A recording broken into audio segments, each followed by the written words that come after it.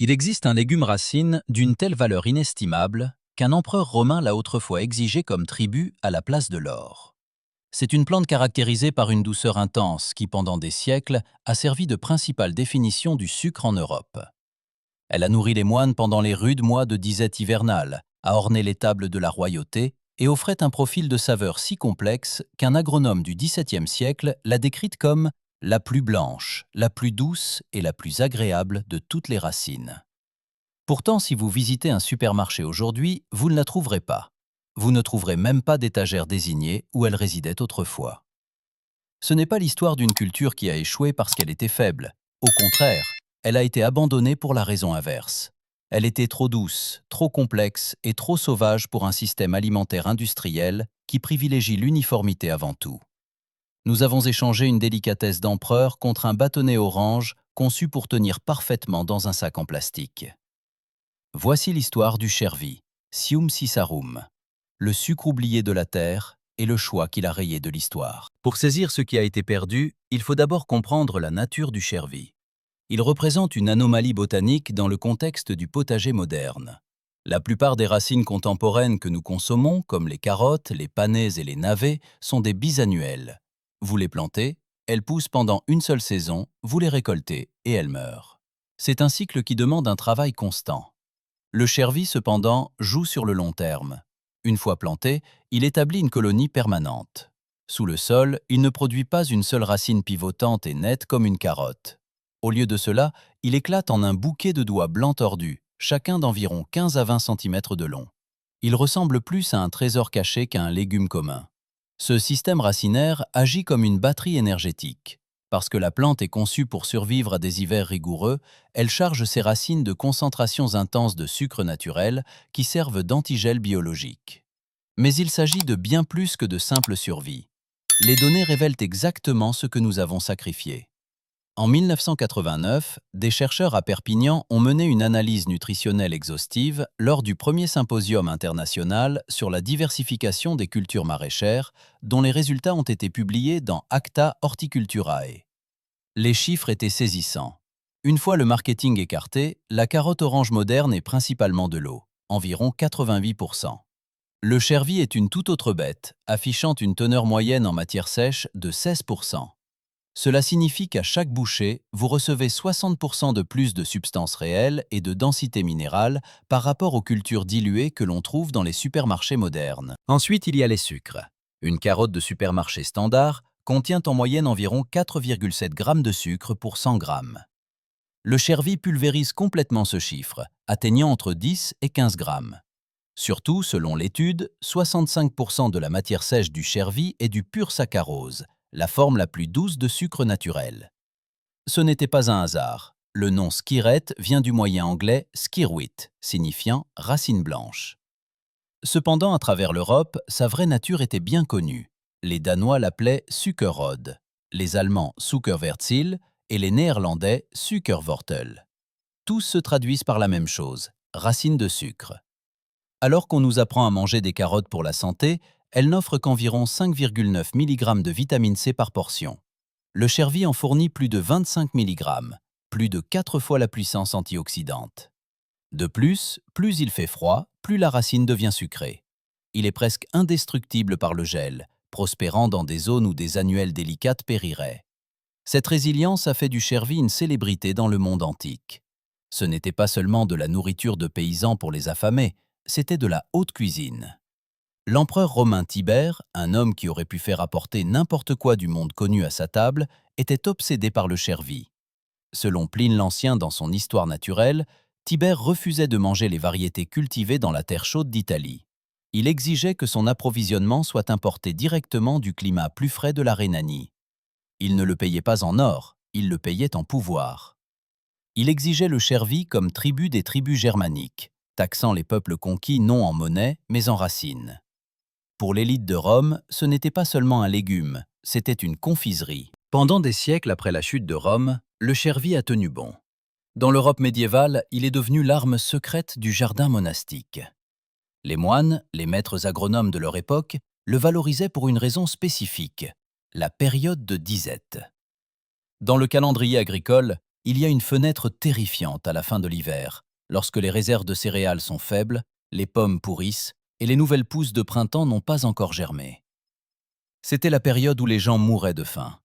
Cependant, le chervi pouvait être déterré directement de la boue semi-gelée en mars.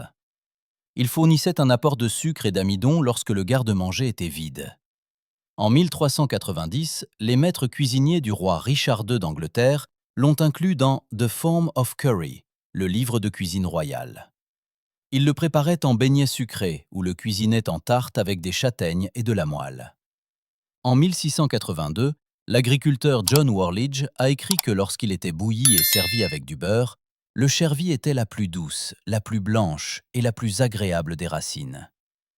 C'était le pont qui transportait les communautés de l'obscurité de l'hiver vers la lumière du printemps, régnant en maître pendant plus de 1000 ans. Alors, comment une plante avec un tel pédigré royal a-t-elle disparu si complètement? La chute du chervi ne provient pas de maladies ou de parasites. Elle résulte d'un changement de psychologie humaine déclenché par la révolution agricole du XVIIe siècle. C'est l'époque où l'agriculture est passée de la subsistance, cultivée pour manger, au marché, cultivée pour vendre. Entrée la carotte orange. Avant les années 1600, les carottes étaient violettes, blanches ou jaunes, et souvent ligneuses. Mais les sélectionneurs hollandais ont commencé à affiner une souche distinctement orange, la couleur de la maison d'Orange, la famille régnante des Pays-Bas. Ils n'ont pas seulement sélectionné pour la couleur, ils ont sélectionné pour la géométrie. La nouvelle carotte hollandaise était droite, lisse et uniforme. Un seul cône effilé qui pouvait être retiré du sol d'un seul mouvement et nettoyé. C'était l'unité de commerce parfaite. Le Chervis n'avait aucune chance face à cette révolution visuelle. Sur un étal de marché, l'œil humain est attiré par les couleurs vives et les lignes épurées. Les doigts tordus et noueux du chervi semblaient désordonnés et primitifs à côté de la carotte élégante et moderne. Nous avons commencé à manger avec nos yeux, privilégiant l'esthétique à la complexité de la saveur. La carotte était le soldat de la révolution industrielle, uniforme et obéissante. Le chervi était le poète sauvage, complexe, désordonné et impossible à standardiser. Au-delà de l'esthétique, la mise à l'échelle de l'agriculture a heurté l'anatomie du chervi. Ses racines en grappe, ce qui le rend si productif, sont un cauchemar pour les machines. Elles piègent la saleté. On ne peut pas faire passer une grappe de chervi dans une laveuse industrielle à tambour ou une éplucheuse mécanique.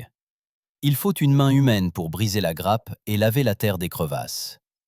Lorsque le tracteur et l'usine de transformation ont pris le contrôle de la ferme, le chervi a été licencié. Il a été jugé inefficace. Le système alimentaire industriel est basé sur la vitesse et le volume, pas sur la saveur et la nutrition. Une culture qui demande des soins et un contact humain est une culture qui n'a pas d'avenir dans une chaîne d'approvisionnement capitaliste. Par conséquent, les catalogues de semences ont cessé de le proposer, les agriculteurs ont cessé de le planter, et en 2 générations, la racine de l'empereur a été reléguée au jardin botanique et aux souvenirs des plus anciens. Mais voici la partie qui devrait provoquer de la frustration. Nous dépensons maintenant des milliards de dollars pour essayer de modifier génétiquement des cultures résilientes au climat. Nous essayons de forcer les légumes industriels à survivre au changement climatique. Pendant ce temps, un légume vivace parfaitement adapté qui a survécu aux hivers européens pendant 1000 ans pousse à l'état sauvage dans des coins oubliés. Le chervi prospère avec un minimum de soins. Il s'autopropage, survit au gel et stocke l'énergie tout au long de l'hiver. Les traits mêmes qui ont fait du chervi un échec pour la grande agriculture en font un miracle pour le jardinier amateur. Parce qu'il est vivace, vous n'achetez la graine ou la couronne qu'une seule fois. Pour récolter, il suffit de déterrer une touffe mature, de casser les doigts blancs les plus épais pour votre cuisine et de remettre la couronne dans le trou.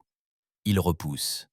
C'est une astuce alimentaire infinie. En cuisine, la saveur est une révélation. Il possède la douceur d'une carotte avec une profondeur noisettée et aromatique qui évoque le persil et le panais. Il est sophistiqué et a le goût de l'histoire. L'histoire du chervi nous rappelle que le progrès en agriculture entraîne souvent une perte de qualité. Nous avons sacrifié la racine la plus douce d'Europe pour la commodité d'un légume facile à éplucher. Nous avons permis aux machines de dicter notre régime alimentaire, réduisant la vaste biodiversité du passé à une poignée de cultures qui tiennent parfaitement dans une caisse d'expédition. Mais nous pouvons choisir de nous retirer de ce système. Cultiver le chervi aujourd'hui est un acte de rébellion botanique. C'est un rejet de l'esthétique des supermarchés et une reconquête de la saveur. C'est une affirmation que vous êtes prêt à vous salir les mains pour goûter quelque chose que l'empereur Tibère valorisait plus que l'or. Le chervi est toujours là. Les entreprises de semences le réintroduisent lentement et les petits producteurs l'expérimentent. La connaissance n'est pas complètement perdue. La plupart des gens ignorent simplement son existence. Ils ont été conditionnés à croire que la nourriture vient des fermes industrielles et des supermarchés, emballée dans du plastique et élevée pour sa durée de conservation plutôt que pour son goût. Si cette histoire a changé votre façon de voir les trésors oubliés de la Terre, veuillez vous abonner à notre chaîne et cliquer sur le bouton « J'aime ». Nous déterrons l'histoire que le monde industriel a essayé d'enfouir. Aidez-nous à diffuser cette connaissance et à semer l'avenir. Certaines cultures sont trop complexes pour être standardisées, et certains trésors se cachent à la vue de tous depuis 1000 ans, attendant que nous nous souvenions de ce qu'un empereur savait autrefois. La prochaine voûte de l'histoire perdue s'ouvrira bientôt.